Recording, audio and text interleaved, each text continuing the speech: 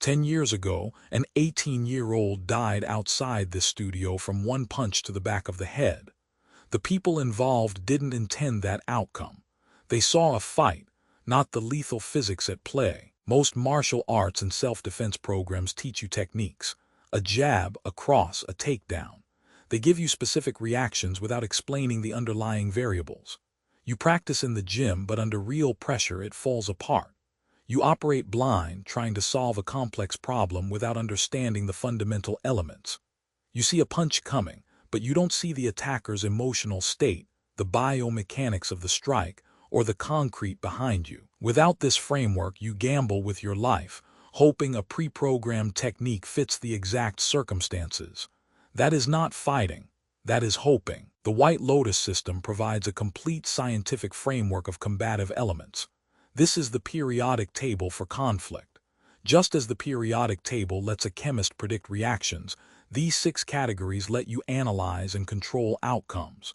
You learn human elements, the attacker's mental state, and your own. Biomechanical elements, vectors, planes, and spatial placement. Combative elements, timing, distance, and tactics. Processing elements, how your brain handles stress. Psychology elements, emotional drivers. Environmental elements, the concrete, stairs, or furniture that turn a simple takedown into a death sentence. This framework removes guesswork. Start with human elements. You must understand the body you protect and the one you control. Recognize emotional aggression levels and sensory input. Then apply biomechanical elements, the physics of movement. Instead of blindly blocking a punch, you see its vector and path. You use a precise parry that redirects the force safely, placing you in a position of advantage. Your body becomes a precise instrument, not a flailing weapon. You stop reacting to the strike and start directing the encounter. You control the distance and the plane of engagement. That is the difference between surviving and being controlled. Combative elements are the game theory of combat: timing, distance, and tactics.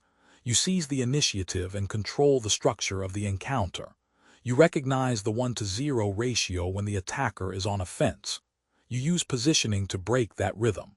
Processing elements govern how your brain works under stress.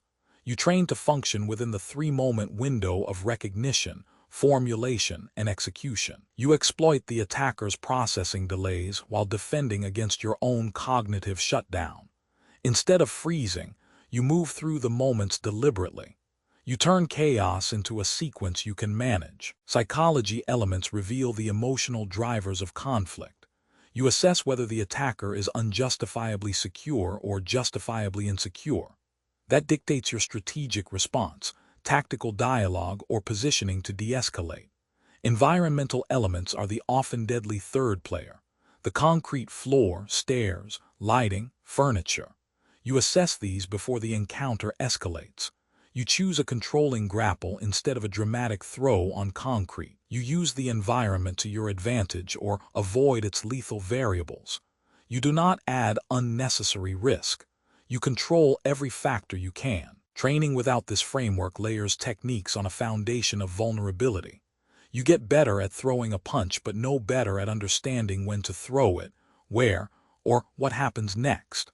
The White Lotus system moves you from participant in chaos to orchestrator of predictable outcomes. You stop gambling. You start operating with a complete understanding of the elements at play. You do not need to be a victim of circumstance. You can systematically remove your weaknesses and control the encounter. That is the practical value of this system. The tragedy outside this studio happened because no one understood the elements. You can start with the framework, remove the guesswork, control the outcome.